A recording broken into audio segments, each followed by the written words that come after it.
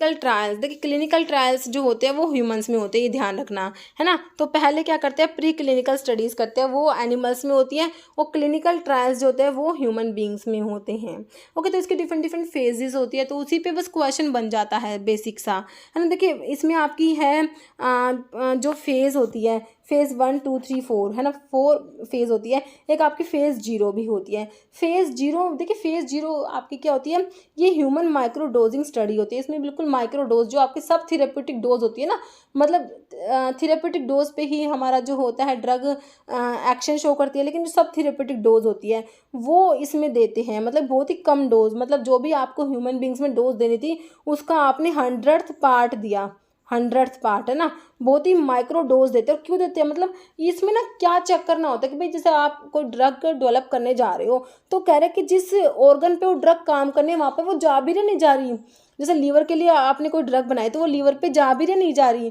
Pharmacokinetic जो है drug की, उसके लिए जो फेज़ 0 क्लिनिकल ट्रायल किए जाते हैं, इसमें माइक्रो डोजिंग स्टडीज़। क्वेश्चन इसके ऊपर यही बना कि फेज़ 0 को और क्या कहेंगे, ह्यूमन माइक्रो डोजिंग स्टडीज़ कहते हैं, है ना। तो इसमें यही देखते हैं कि भाई ड्रग आपने जिस ऑर्गन के लिए बनाई है, जहाँ पर भी अपना एक्शन शो करवाना है, तो वहाँ पर जा भी नहीं पहुँच रही है ना, उसके लिए तो इसमें रेडियो लिगेंड जो है वो ऐड किए जाते हैं, ताकि जहाँ जहाँ पर ड्रग जा रही है वो हमें पता लग जाता है। तो इसमें सिर्फ जो है यही फार्माकोकाइनेटिक ही टेस्ट किया जाता है। तो ये आपकी है माइक्रो डोजिंग स्टडीज़ होती है। अगर मान लीजिए हमें लीवर पे ड्रग चाहिए थी, वो लीवर में जा ही नहीं रही, तो आगे ड्रग का क्लिनिकल ट्रायल करने का आगे जो फेज़ 1 2 इनका फ़ायदा है नहीं, उतना पैसा लगाने की ज़रूरत ही नहीं है, क्योंकि वो ड्रग तो हम जिस काम के लिए बना रहे हैं वहाँ पर जा ही नहीं रही ना, तो आगे की प्रोसेस का तो कोई फ़ायदा नहीं है। तो इसलिए आपकी जो फेज़ 0 माइक्रो डोजिंग स्टडीज़ की जाती है।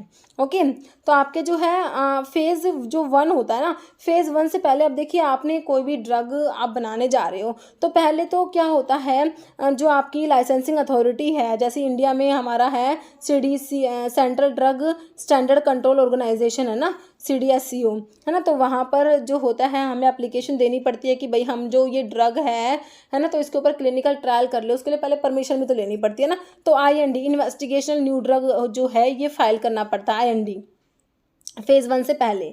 तो आपको अप्रूवल मिल जाता है, उसके बाद ही आप लोग क्लिनिकल ट्रायल्स कर सकते हैं। फेज़ 1 2 3 उसके बाद आप कर सकते हैं। पहले आपको IND फाइल करना पड़ता है, इन्वेस्टिगेशनल न्यू ड्रग IND, है ना, फेज़ 1 से पहले। अब आपका फेज़ 1 2 3 4 आपकी 4 फेजेस आती हैं। फेज़ 1 ट्रायल्स में क्या होता है, देखिए फेज़ 1 ट्रायल्स जो होता है इसमें क्या होता है, मतलब कि हेल्दी वॉलंटियर्स लेते हैं, है ना, स्मॉल ग्रुप ऑफ 20 to 100, मतलब कि बहुत ही कम लेते हैं, इसमें हेल्दी लेते हैं, है ना। तो आपको कहीं पे 20 to 100 मिलेगा, कहीं पे 20 to 50 मिलेगा, या मतलब अप टू 50 मिलेगा, अलग अलग मिलेगा आपको वेरिएबल नंबर, है ना। तो मतलब थोड़े ही जो है हेल्दी वॉलंटियर्स लेते हैं फेज़ 1 में। तो इसमें क्या असेस करता है, safety and maximum tolerable dose. तो फेज़ 1 में मैक्सिमम टॉलरेबल डोज मतलब कि कितनी, जैसे कि भाई एक आपने इंडिविजुअल वॉलंटियर लिया, उसको भाई जैसे 50 mg की डोज दे दी और सारा कुछ चेक कर लिया कि भाई इसको इसमें कोई दिक्कत तो नहीं है, फिर आपने डोज बढ़ाई, है ना, उसको दूसरे को आपने 100 mg की दे दी, है ना, फिर तीसरे को उससे ज़्यादा दी। तो ये किसके लिए मैक्सिमम, मतलब कितनी मैक्सिमम डोज टॉलरेट की जा सकती है, उसको हम इसमें जो है असेस करते हैं फेज़ 1 में, है ना, और सेफ्टी को कंफर्म करते हैं फेज़ 1 में। तो ये ओपन ब्लाइंड स्टडी होती है। तो इसमें मतलब देखिए एग्जाम में क्वेश्चन तो बस यही बनता है भाई, जैसे IND कब फाइल करेंगे, फेज़ 1 से पहले। फेज़ 1 में भाई जैसे कितने वॉलंटियर्स ले लेंगे, तो मतलब इसे कम ही लेते हैं, है ना। और मैक्सिमम टॉलरेबल डोज जो है ये कौन सी फेज़ में पता करते हैं, तो फेज़ 1 में पता करते हैं। ओके, फिर फेज़ 2 जो है, फेज़ 2 में लार्ज ग्रुप लेते हैं, 50 से 300, 50 to 300 इंडिविजुअल्स ले लेते हैं इसमें। और ये ना ये जो होते हैं पेशेंट्स, तो पेशेंट्स जो है आपके फेज़ 2 में जो है लिए जाते हैं, ये पेशेंट्स होते हैं, मतलब जैसे किसी भी हॉस्पिटल्स में गए, वहाँ से हमने जो है 50 से 300 तक जो है पेशेंट्स ले लिए, उनके ऊपर क्लिनिकल ट्रायल्स करते हैं। तो अगर एक ही हॉस्पिटल्स में लेते हैं तो यूनिसेंट्रिक होता है। अगर मान लीजिए जैसे आगे फेज़ 3 में आएगा, अलग अलग जगह से, अलग अलग हॉस्पिटल से, अलग अलग जगह से मतलब लेके आते हैं, तो वो आपका मल्टी सेंट्रिक होता है। तो यूनिसेंट्रिक होता है, जैसे एक ही हॉस्पिटल में गए, वहाँ से पेशेंट्स ले लिए, है ना। तो आपका जो फेज़ 2 ट्रायल्स में जो है 50 से 300 इंडिविजुअल्स होंगे, है ना, किसमें, फेज़ 2 में, है ना। ये नंबर भी आपको अलग अलग जगह पे अलग अलग मिल सकता है, तो आप ये देख लेना। फिर इसमें देखिए एफिकेसी जो फर्स्ट टाइम टेस्ट की जाती है, फेज़ 2 जो आपका ट्रायल है उसमें एफिकेसी जो है ना, ड्रग एफिकेशियस है या नहीं है, तो एफिकेसी को फर्स्ट टाइम टेस्ट करते हैं फेज़ 2 में, एफिकेसी। और फेज़ 2 जो थेरेप्यूटिक एक्सप्लोरेशन फेज़ भी फेज़ 2 को कहते हैं।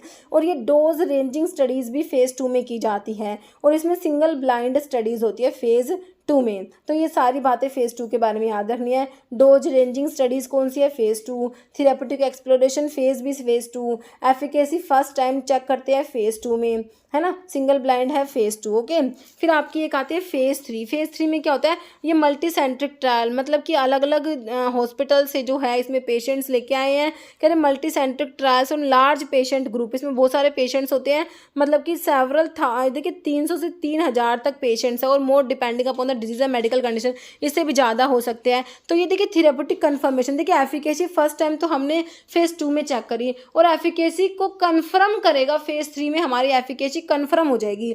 इसको थेरेप्यूटिक कन्फर्मेशन फेज़ भी कहते हैं। एफिकेसी कन्फर्म हो गए, डबल ब्लाइंड स्टडीज़ करते हैं इसमें, है ना, मतलब कि डबल ब्लाइंड और सिंगल ब्लाइंड का मतलब है, डबल ब्लाइंड में जो आपका सब्जेक्ट है और इन्वेस्टिगेटर है दोनों को ही मतलब अनअवेयर होते हैं हमारा कि भाई हमें ड्रग दिया जा रहा है, कंट्रोल दिया जा रहा है, उसके बारे में अनअवेयर होते हैं दोनों ही। और अगर एक जो है जैसे पेशेंट जो आपका सब्जेक्ट अनअवेयर होता है वो सिंगल ब्लाइंड होता है, दोनों ही अनअवेयर होते हैं तो वो डबल ब्लाइंड होता है।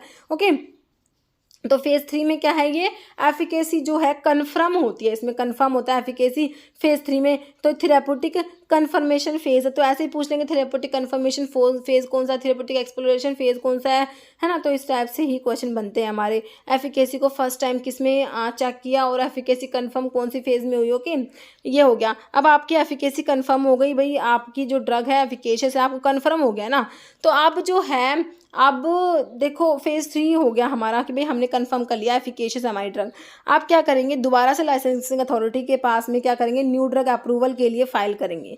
फेज़ 3 के बाद एनडीए फाइल किया जाता है। एक क्वेश्चन बना था एक एग्जाम में कि भाई एनडीए कब फाइल किया जाएगा? तो फेज़ 3 के बाद जो है, फेज़ 3 कंप्लीट होने के बाद एनडीए फाइल करेंगे, न्यू ड्रग अप्रूवल, है ना। तो एनडीए जो है आपका न्यू ड्रग अप्रूवल जो है फेज़ 3 के बाद में। अब एनडीए जो है आपका जो लाइसेंसिंग अथॉरिटी से आपको अप्रूवल मिल जाता है, उसके बाद क्या फेज़ 4 परफॉर्म किए जाएंगे, फेज़ 4 ट्रायल्स।